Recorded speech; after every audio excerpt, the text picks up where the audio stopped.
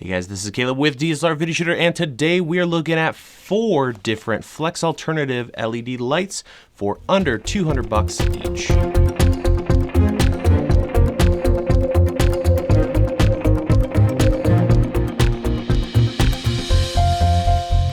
Let me start off with a couple things. Number one, these lights that I'm going to be showing you, there's several manufacturers, there's several different product numbers and product model numbers, and they all are a little different. So check the description. You'll find links to every single light, the bi-color options, as well as several places to pick them up. And the other thing is I want to start by saying that I absolutely love what Westcott has done with the Flex lights.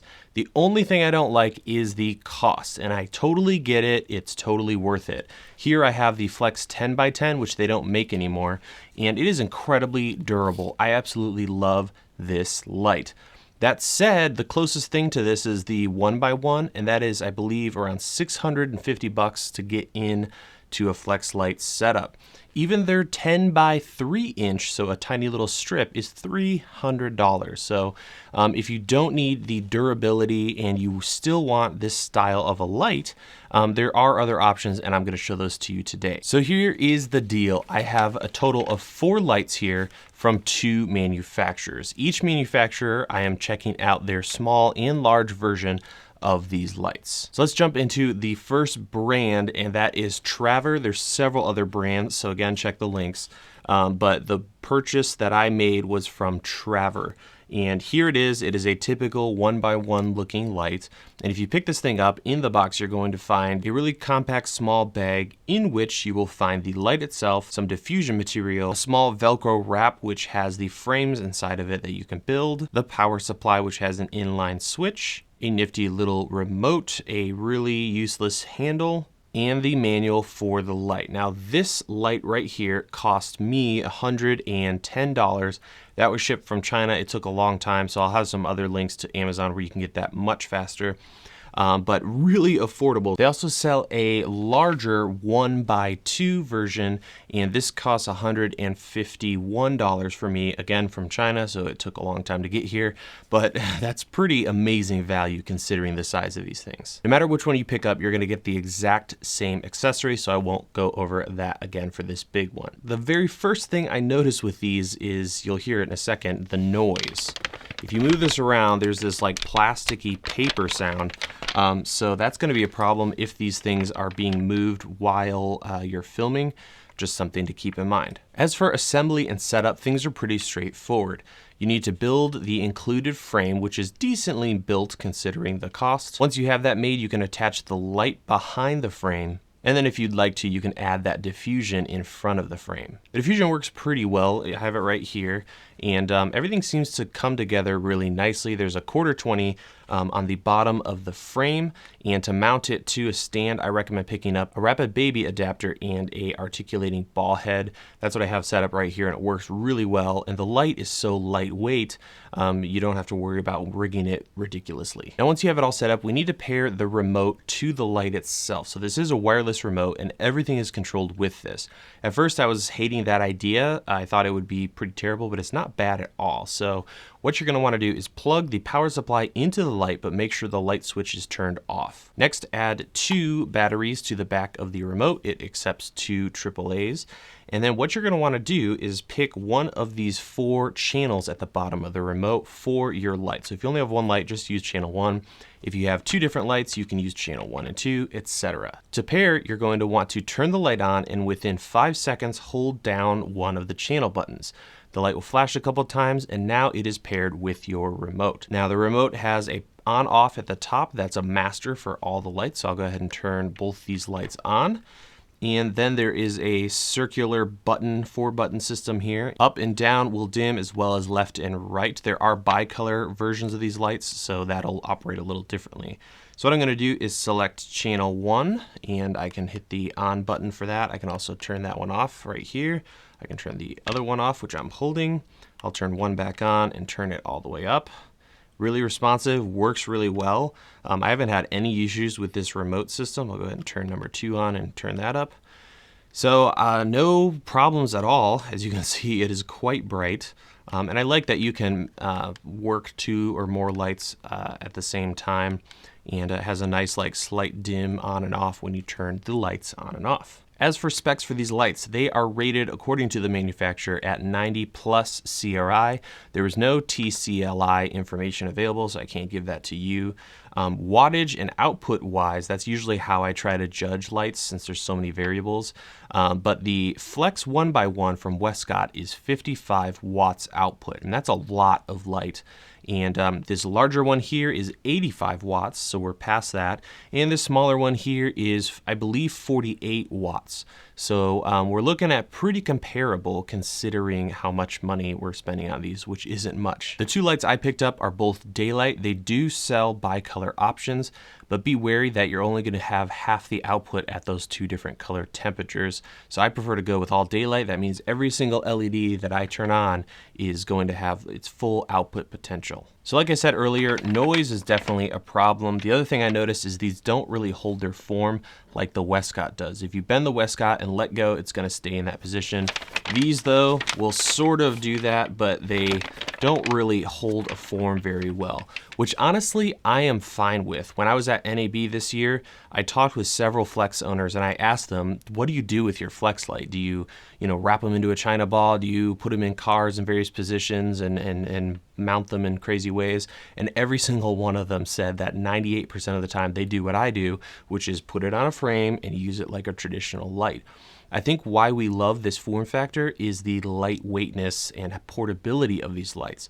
This thing is so lightweight. I love that I can have this much power and it's as light as a feather. It's ridiculous. And it packs down to a very small form factor. So I'm not looking for lights that I can bend into crazy shapes and they'll stay that way. But if that's important to you, these might not be the best option. The other thing I noticed was how bright these are. So the wattage that they talk about isn't far off because these are stupid bright. And we'll go over some of that a little bit later when we do some comparisons and actually use these to light some stuff. And finally, the cost still just blows me away. This giant 1x2, you can pick up 2 of these for the price of Westcott's 10x3. So the smallest Westcott Flex light you can buy. 2 of these for the same amount of money. So that's the first brand. Now we're going to talk about the second brand in the 2 lights I picked up from them, and the brand is FalconEyes. We're going to start with the 12T, which is right next to me here. And in the box, if you pick one of these up, you're going to find a rather large bag compared to the first light, but that's just due to the way they pack the various pieces inside. In that bag, you will find a tube with the light in it. Additionally, you'll find another box with the power supply and dimmer unit, an X mount with a stand adapter, a bunch of weird little Velcro sticker things that I'm definitely not going to be using. I guess you're supposed to use that to mount the light. And finally, the manual. Now, just like the previous 2 lights, this brand makes 2 different sizes. I have the little one up here and the larger one right here. The smaller light has 432 LEDs and it costs around $122. The larger light has 792 LEDs and costs around $167, I believe. Also, just like the previous light, no matter which one you go with, you're going to get the exact same power supply and exact same accessories. So I won't cover what comes with the larger one because it's identical. Setup for these lights are also very simple. You take your power supply, you plug it into the dimmer control unit, then you plug the control unit into the light itself. Really long cables, great connections, much better than the previous setup with XLR and everything. It's really great. Next, you can cable organize a little bit with this great, brilliant little adapter that they have. So this control unit that comes with the light uses V-mounts if you want to use batteries, but it also comes with a little V-mount strap. So you clip that into the V-mount slot. Then you're able to use the Velcro attached to that to wrap the power supply and the control unit into one nice little unit. There's also a little hanging wire so you can hang it on your light stand, and just little details like that are always nice to see in a light this cheap. From there, we can take the light and mount it to the X frame, and this works really well. You can rotate the light, do all kinds of different stuff, and attach it to your stand of choice. For stats on these lights, we're looking at, according to the manufacturer, 95 CRI, and again, no TLCI information for these. The 2 lights that I have are 5500 Kelvin, but again, there are bicolor options that will cost you a little more. But once again, I would recommend going with daylight only because the bicolor, you're only going to be using half the LEDs per color temperature. Now, these 2 lights from FalconEyes are marketed as LED mattes, and it shows. These aren't really flexible and form holding. They're more just mats that you can move around, but they're not going to hold their form. So you can still do a lot with them, really creative things. But like I've talked about earlier, these are just great for lightweight, easy to roll up and pack away LED panels. These lights from FalconEyes definitely feel more durable than the previous ones. They're definitely going to hold up, I think, better over time, especially if you do a lot of traveling. So that's really nice to see. One thing that could be a good or bad thing depending on how you use your lights is that these are diffused out of the box. So these lights right here from Traver, you can add diffusion or remove it and you have the naked lights. These have a really fine kind of meshy diffusion material built onto the light. So that means when you stick it on a stand and point it at something, it's going to be softer and you really won't be able to get a more punchy light. We'll look at some examples for interview setups here in a second, but that's something to keep in mind with these FalconEye mats. These lights, unlike the previous two lights, have a battery option, and that is V-mount. So if you want to go wireless, you can definitely do that. And overall, I think the build quality is better. There's a little more functionality with that battery option, but the cost is that you spend a little more and it's a little more bulky of a setup. So these guys just have a simple brick and a little remote. These have that larger control unit. Speaking of the control unit, things are pretty simple. There's an on-off switch, and here you can see I've got the whole thing wrapped up in one little setup with that awesome little Velcro strap that comes with the light. And then we have that dimmer, and there's full output, kind of facing away from me, and it's a really smooth dimmer, whereas the previous lights, because of that wireless controller, are a little more steppy. There's still plenty of options there, but if you're going to change the light on the go, you're going to see that steppiness, whereas this, you know, you have that nice smooth adjustment. It doesn't dim down all the way. It's probably at 10-15% right now, and then full output. But all in all, a great construction, all aluminum and metal. Great little setup for a control unit. So at this point, we've gone over the lights. We know the specs. We have a general idea of what's going on. Now let's actually do some tests and lighting with them. Now the first thing I did with these lights was I found a window, I sat myself next to it, pointed a camera at myself, and I wanted to see how these lights would mix with daylight. So on one side of me, I've got a window. On the other side, I have each of the lights. And for these tests, I'm using these smaller lights. First, we have the FalconEyes. Looks really good. I also used a whiteboard to kind of separate the two so you can see the differences. And I have no problems and would have no problems mixing this light with natural daylight. Same story for the Traver, believe it or not. And I plugged that in, did the same test, and again, things look very close to daylight, so I wouldn't have any issues mixing this with natural daylight. The next test was to see, with nothing but the light and the modifier that comes with it, how would this light work as a key light for an interview? Because a lot of guys that are going to be picking these up are shooting interviews or YouTube stuff.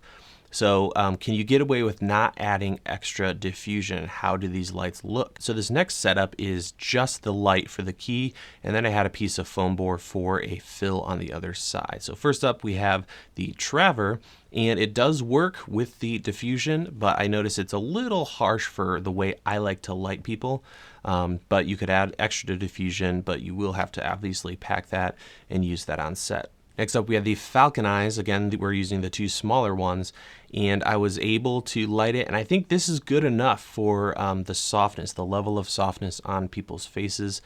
Still maybe a hair harsh compared to what I like to do, but totally usable. You could light some great interviews with nothing but this light and a piece of some kind of bounce foam core board for a fill. The other thing I noticed when doing this test was even with these smaller lights, there's plenty of light for a key light and for an interview. I shot this on the GH4 and I was able to shoot at f4.5 at 0 for my ISO. So plenty of light and you won't be having any problems there. The other thing I noticed was that the Traver was a little bit brighter than the FalconEyes, the two smaller ones, and that makes sense because this one has more wattage. So there you guys have it, 4 different lights, each of them under 200 bucks.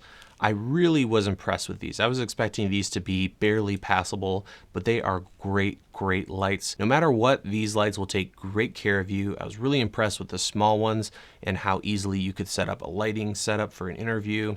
And that's gonna do it for this video. Let me know if you enjoyed this and would like me to spend some more money on eBay and find some crazy little lights. Otherwise, check out videos here at DSLR Video Shooter. Every single week we have new videos. Thank you guys so much for watching, and I will see you in the next video.